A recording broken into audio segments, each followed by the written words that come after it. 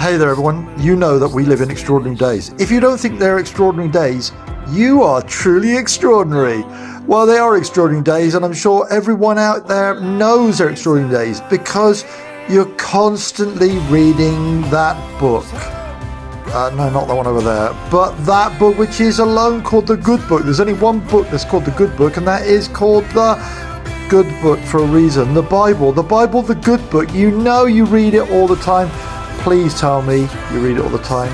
You do read it all the time, don't you? Not because you're religious, but because you want to know what on earth is going on these extraordinary days. And I know, I'm teaching grandma to suck eggs. What a horrendous expression. Does anyone actually ever do such a thing? Anyway, the point is, because in these extraordinary days, time is short. And as the Good Book says, you've got to redeem the days, because the days are evil. They're not good. There's a lot of good that's going on, and we're really grateful for good things that go on in your life and go on in my life, perhaps. I hope. Let our days be filled with good. But I know that you'll be aware of Jeremiah chapter 16, verse 15 and 16.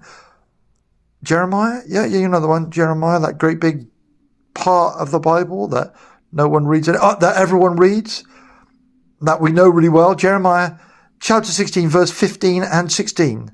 Just those two little verses there, 15 and 16, just about that big. Just about that big. You're wondering what's going on in the world around about you? Do you know all of the anti-Semitism, all of the hatred of Jews that's going on increasingly around the world today is doing something, is driving the Jewish people back home. It is their home. There's more to it than that, but it is their home.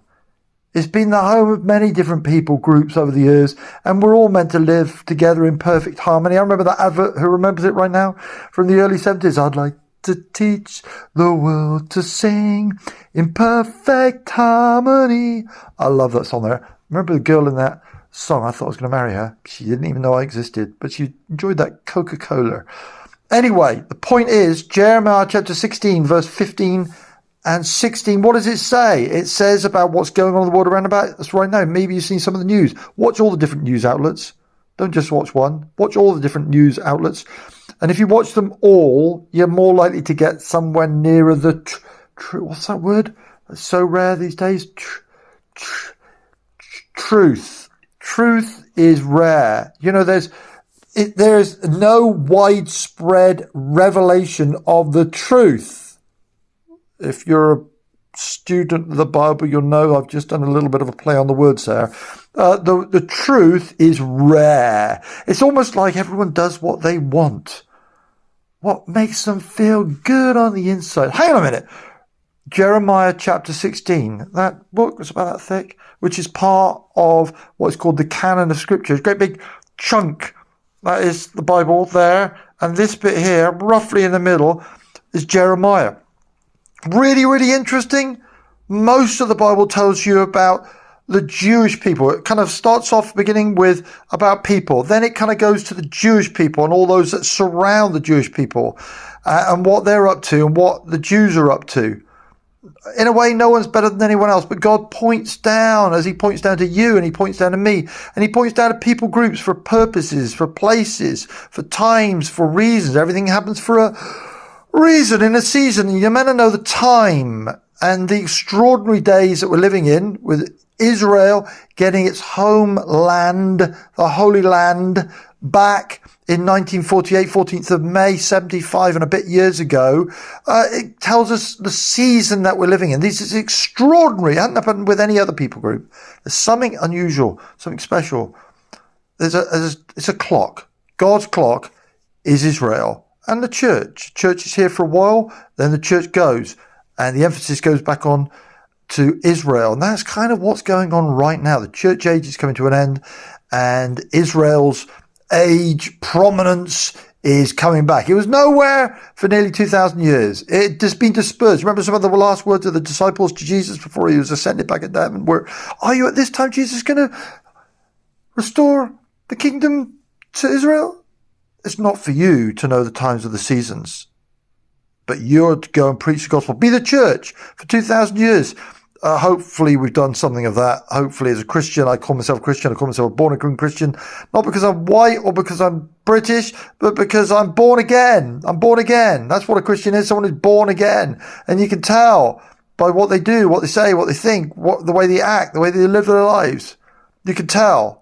It's not just on the outside, not just a word, not just I'm a member of the Church of England, not a member of any church of organised religion. I'm a member of God's family, and you too can be a member of God's family. Be part of the church. Be born again. Be part of God's family. It can happen. It's easiest thing in the world. Impossible for us, but easy. God will do all of the work for you. That's what He's done in my life, and He can do in your life. You don't have to have it, but it will change everything for now and certainly permanently. And it's changed permanently in my life. Anyway, Jeremiah chapter 16, verse 15 and 16. I'll read it to you. It tells you a little bit what's going on right now. And all of this hatred of the Jews that seems to be spreading all around the world. Just look at the news outlets. Tells you some things that are going on. Okay, so it says here, for I will bring them back. Who's the them? That's the Jewish people, back to their own land. God says that. To their own land that I gave to their fathers. It's been theirs all along, but they forfeited it for a period and for a time. Why? Because of sin. You know, why do all the bad things happen in the world? Because of sin, duh. It ain't rocket science. I'll read that bit again. The first little part, Jeremiah chapter 16, verse 15 and 16. For I will bring them back to their own land that I gave to their fathers. Behold, I am sending for many fishermen, declares the Lord, and they shall catch them. The things that are going on in the world around about us right now, concerning the Jews, horrendous and it's awful and it's really difficult. But God's working something out. He's doing something. He's, as it were, putting a little hook in their jaws, in the gums of their mouths, and drawing them back. It's painful. It's difficult. And hey, when have you or I ever learned a lesson the easy way? We tend not to do that because we're human beings, and that's what we do. We like to learn things the hard way. Why do things the easy way when you can do them the hard way that costs us so much more? I'll read this little bit again. I'm going to go all the way through. I might say one more thing. For I will bring them back to their own lands. What's going on right now? That I gave to their fathers. Yep. You don't like it? Well, that's your problem. Behold, I am sending for many fishermen to do this, declares the Lord, and they shall catch them, and afterwards I will send for many hunters. He's going to do it's stages of them coming back home, and they shall hunt them from every mountain and every hill and every cleft of the rock. God is bringing the Jewish people back to Israel. God is bringing the Jewish people back to Israel. That's what's going on in these extraordinary days.